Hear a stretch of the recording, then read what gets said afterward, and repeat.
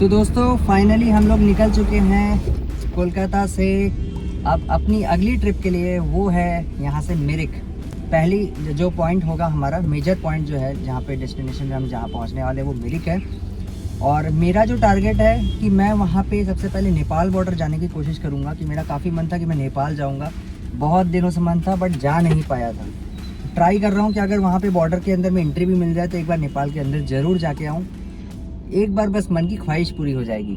और उसके बाद हम और 2 डेस्टिनेशन कवर करेंगे उसी के पास, कलिम्पोंग और लावा लोलेगांव और एंड ऋषभ। टोटल 3 दिन है हमारे पास। आज का दिन है थर्सडे और पूरी नाइट अगेन फिर से ड्राइव करने वाले हैं हम लोग 2 जन, मैं और अर्णव है साथ में।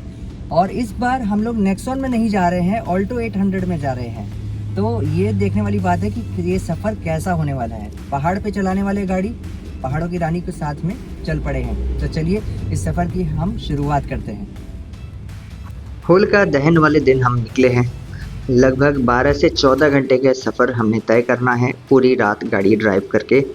और ये रास्ता क्या खाली मिलेगा, कैसा मिलेगा, देर रात कैसी सड़कें मिलने वाली है नहीं पता है, बट 2-3 दिन की छुट्टियां हैं, इसे एंजॉय करने निकल पड़े हैं।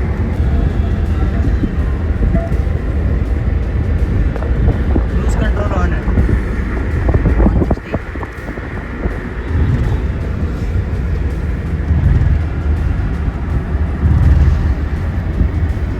जीपीएस का मीटर 60 का। कोलकाता से अगर आप सिलीगुड़ी की तरफ यानी नॉर्थ बंगाल की तरफ अगर आप बढ़ते हो तो आपको ये कल्याणी एक्सप्रेसवे वाला रास्ता ज़रूर मिलेगा। और ये रास्ता यकीन मानिए बहुत ही सुंदर है। इनिशियली आपको लगभग 150 से 200 किलोमीटर बिल्कुल ही ज़बरदस्त रास्ता मिलने वाला है, बट हैविंग सेड दैट आपको यहाँ पे टोल चार्जेस भी अच्छे पे करने पड़ेंगे। ये देखो भाई, हम लोग जियो के पेट्रोल पंप में खुद से हवा भर रहे हैं।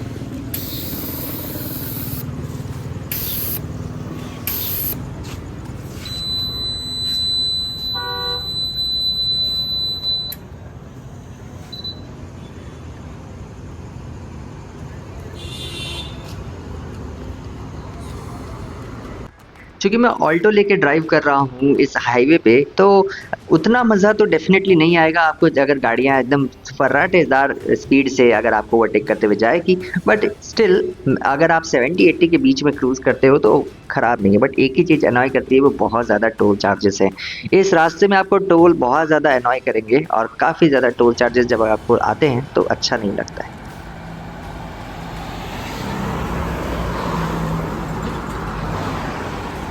कुछ लोगों का यहाँ पे मानना हो सकता है कि भैया अगर आप अच्छी रोड यूज़ करेंगे तो आपको अच्छे टोल चार्जेस तो पे करने पड़ेंगे। कुछ हद तक मैं आपकी बात से बिल्कुल सहमत हूँ, बट आप यकीन मानिए जब आप इस रोड पे चलेंगे, इनिशियली जब आप इस रोड के टोल प्लाजा के पास अगर आप जाएंगे तो आप एक चीज़ नोटिस करेंगे, कुछ एक या 2 टोल ऐसे भी हैं जहाँ पे रोड बिल्कुल ही ख़राब है और वहाँ आपको फील होगा कि यहाँ पे मैंने पैसे क्यों दिए, अगर मैं बचा लेता तो ज़्यादा बेहतर होता। इसलिए मैं ये बात कह रहा हूँ।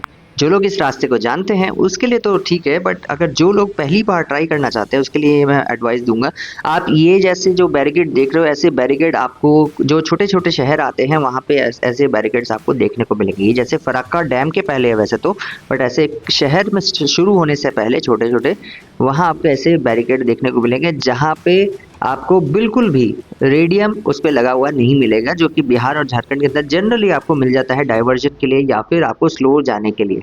और अब हम यहाँ से गुजर रहे हैं फरक्का डैम से। ये है फरक्का डैम। हमें कभी भी मौका नहीं मिल पाया कि हम फरक्का डैम को दिन के समय देख सकें, और क्योंकि हम नाइट ड्राइव ही अभी तक कर रहे हैं अपने हर टूर के अंदर में, तो जब भी हम यहाँ से गुजरते हैं देर रात ही होती है और हर बार की तरह हमें यहाँ पे फिर से ट्रेन देखने को मिली है।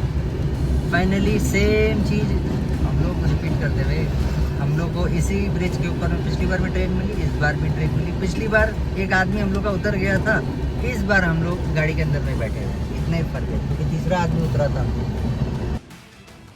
इस डैम ब्रिज पे आपको थोड़े ध्यान से चलाने की ज़रूरत है गाड़ी को। इस ब्रिज पे अक्सर जाम भी देखने को मिलता है और जाम हमारी कुछ गलतियों की वजह से भी होता है, जैसे कि अगर आप ओवरटेक करने की कोशिश करेंगे, काफ़ी नैरो ब्रिज है, उसके अंदर लॉरियाँ बहुत जल्दी ज़्यादा चलती हैं, ट्रक्स बहुत ज़्यादा होते हैं।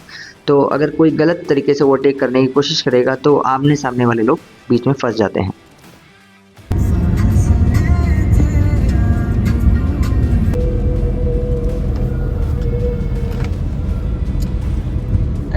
हम लोग किशनगंज के रास्ते में जाने वाले थे। हाईवे बिल्कुल स्ट्रेट था, बट गूगल मैप हमें सजेस्ट कर रहा है एक शॉर्टेस्ट रूट जो कि काफ़ी इंटीरियर के वजह अंदर से होते हुए जाते ही है। एक बोतलबाड़ी रोड बोल के रास्ता है, उसके अंदर से हम जा रहे हैं और ये रास्ता ठीक ठाक ही है, कहीं भी दिक्कत नहीं है। बस यही है कि थोड़ा सा संभल के चलना पड़ेगा और ट्रक वगैरह सब कुछ ही चलते हैं इधर में।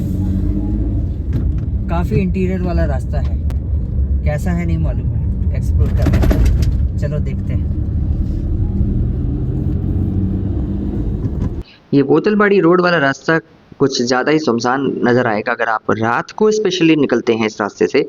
कई जगह पे आपको कुछ लाइट्स मिलेगी, कई जगह कुछ लाइट्स नहीं मिलेगी, और ये एक शॉर्टकट रास्ता है जो कि आपको एक हाईवे से दूसरे हाईवे के बीच में कनेक्ट करता है, बाईपास करते हुए किशनगंज को। किशनगंज आप इस रास्ते के अगर जाते हैं तो स्किप कर सकते हैं, और एक टोल भी है जो आपको यहाँ से आपके कुछ पैसे बचा सकता है, और कुछ किलोमीटर भी आपके बचते हैं, और अगर किलोमीटर बचेंगे तो फ्यूल भी बचेगा। और धानतुला बोल के ये एरिया है जहाँ पे आप इस हाईवे के थ्रू मिलने वाले हैं, तो वाया बोतलबाड़ी रोड।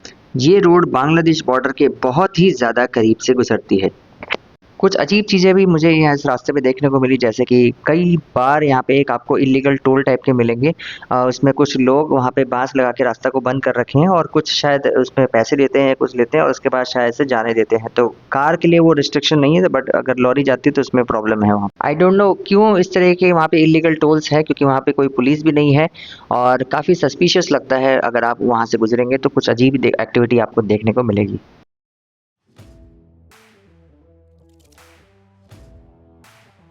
पूरी रात गाड़ी चलाने के बाद अब बज रहे सुबह के 5:30 और सनराइज होने वाला है।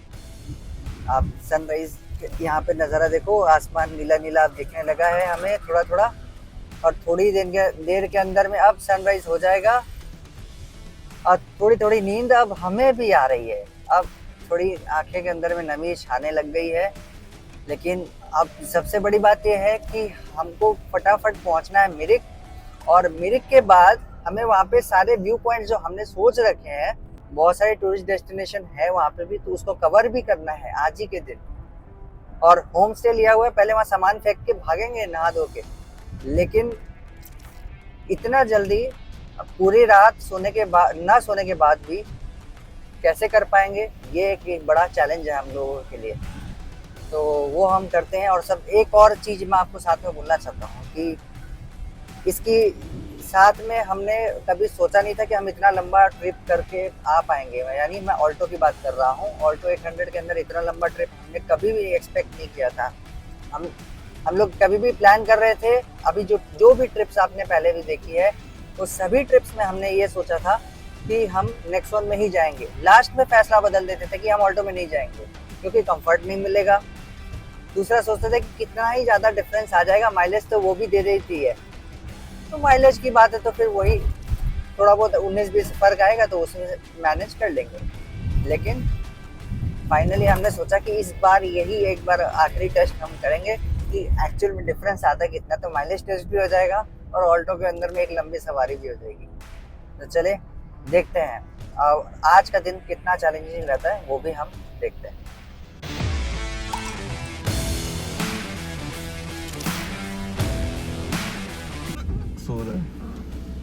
सो रहे हैं पेट्रोल पंप वाले। 2 पॉइंट बचा है हमारा, कहीं और हम लोग आ चुके हैं ऑलमोस्ट सिलीगुड़ी के अंदर में। दूसरे पेट्रोल पंप पे जाना होगा हमें, और ट्रेन से भी कम टाइम पे पहुंचे हैं और कंटिन्यूसली चलाए हैं, दोनों मिलके चलाए हैं और अलग एक्सपीरियंस है। ऑल्टो के अंदर में ट्रेन से भी कम टाइम के अंदर में कवर कर रहे हैं हम लोग। कोलकाता से सिलीगुड़ी वैसे ट्रेन नहीं जाती है, न्यू जलपाईगुड़ी जाती है। न्यू जलपाईगुड़ी से सिलीगुड़ी आने में भी टाइम लगता है, तो हमने उससे भी ज़्यादा फास्ट कवर किया है। लेकिन हमने कोई ज़्यादा रैश ड्राइविंग या ऐसा करके नहीं है, बहुत ही तहजीब से 70-80 इससे ज़्यादा जगह ही नहीं है, समझिए 80 मैक्सिमम, और वो भी बहुत रेयर ओकेजन में। 70 में मान लीजिए पैर पे हमने क्रूज़ कंट्रोल डाल रखा था क्योंकि मैनुअल गाड़ी है तो ये एकदम 70 पे क्रूज़ किया है हमने मैक्सिमम 65 आप या 60 एवरेज आप पकड़ के चलो। पूरा रास्ता खाली है। पिछले साल बनारस में होली के दिन में हुआ था ऐसा, और इस बार नॉर्थ बंगाल के टूर में भी वैसा ही ऑलमोस्ट हमारे साथ हुआ है कि पूरा रोड खाली मिला है। कई बार ऐसे इंटीरियर के अंदर से निकले, क्योंकि हम लोग किशनगंज को बाईपास करते हुए भी निकले हैं, तो यहाँ पे एकदम ही रोड हमें खाली मिली है। कहीं रोड को लेके कोई प्रॉब्लम नहीं हुई। कुछ एक सड़क बीच में रास्ता ख़राब ज़रूर है, बट ऐसे ओवरऑल रास्ता ठीक ठाक है। अब पेट्रोल फिलअप कराते हैं और फिर चलते हैं, मेरिक को कंटिन्यू करते हैं।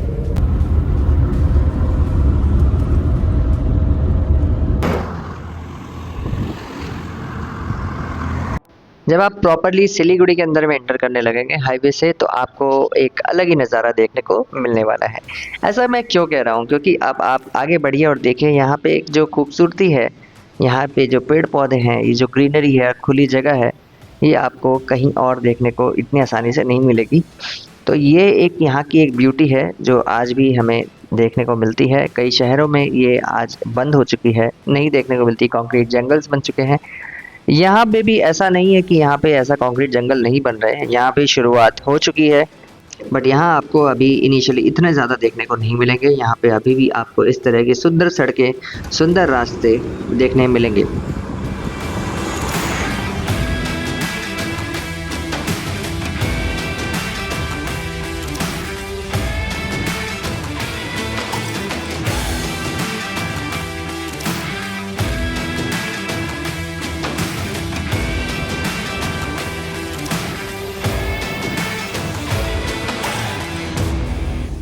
बस अब और कुछ ही देर, आधे घंटे के आसपास में अब बचे हैं। मेरिक मैं पहुंचने ही वाला हूं, और यहाँ पे उससे पहले आपको एक चीज़ दिखाना चाहता हूं। देखिए,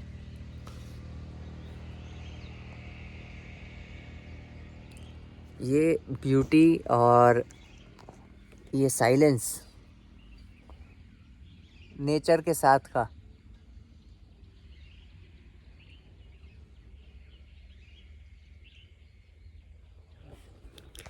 ये एरिया वैसे इंडियन आर्मी के अंडर में आती है, और बहुत ज़्यादा साइलेंस, बहुत ही ज़्यादा सुंदर। जितनी तारीफ़ की जाए इस एरिया की उतनी कम है। यहाँ पे आके आपके जो भी टेंशन है, माइंड में स्ट्रेस है, सब कुछ यहाँ से रिलीज़ हो जाएगा। पूरी रात जो ड्राइविंग की मेहनत है, अब वो सक्सेसफुल हो रही है। वेलकम टू मेरिक का बोर्ड हमने जो देख लिया है, और अब यहाँ पे हमारी जो मेहनत है सक्सेसफुल हो गई है कि हम फाइनली ऑल्टो 800 को ड्राइव करके ले आए हैं। और वो जैसा कि आप देख सकते हैं, यहाँ सनराइज़ हो रहा है। ये खूबसूरती देखना, सनराइज़ और पूरी रात ड्राइव करना। वैसे मैं मेहनत इसलिए कह रहा हूँ क्योंकि मेहनत तो लगती है, लेकिन एक एन्जॉयमेंट भी है कि पूरी कार ड्राइव करके ले आना इतनी दूर। हालांकि हम लोग 2 लोग हैं, तो 100 किलोमीटर या 110 किलोमीटर के आसपास में हमने कार को अलग अलग ड्राइव किया है। कभी 100 किलोमीटर में उसने चेंज किया है और मैंने भी चेंज किया है, तो उस हिसाब से हम चेंज करते हुए यहाँ तक पहुँच गए हैं। लेकिन जब यहाँ पे एंटर कर रहे हैं, तो यहाँ की खूबसूरत सड़कें और खूबसूरत इन्वायरमेंट पूरी थकावट हमारी दूर कर रहे हैं।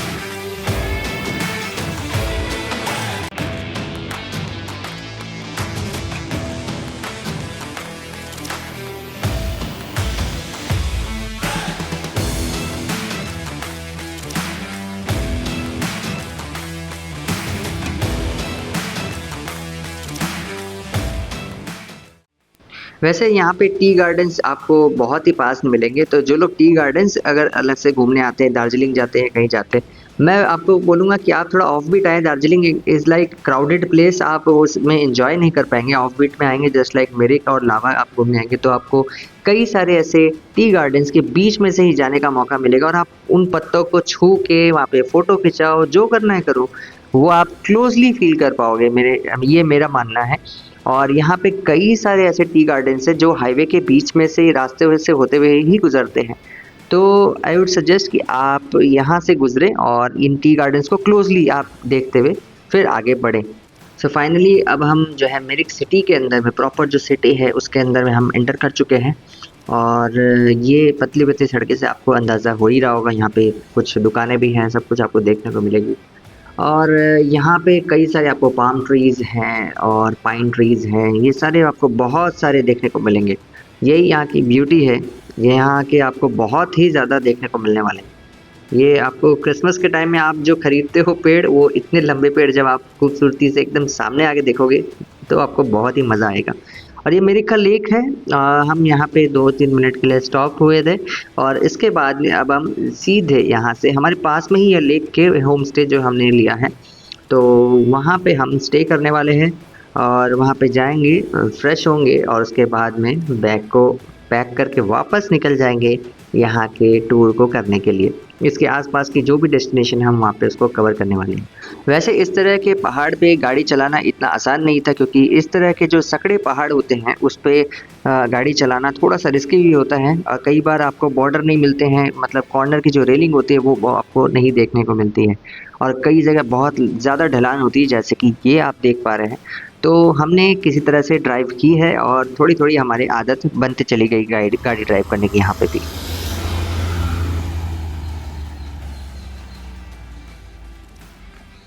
अगले वीडियो में मैं आपको दिखाने वाला हूँ पूरे मिरिक को, और मिरिक के जो स्पेशल डेस्टिनेशन है, नेपाल बॉर्डर है, वो मैं आपको दिखाने वाला हूँ। तो बने रहिए मेरे वीडियो के साथ। अच्छा लगे तो लाइक कीजिए और अपने दोस्तों के साथ शेयर कीजिए जो लोग रोड ट्रिप करने वाले हैं।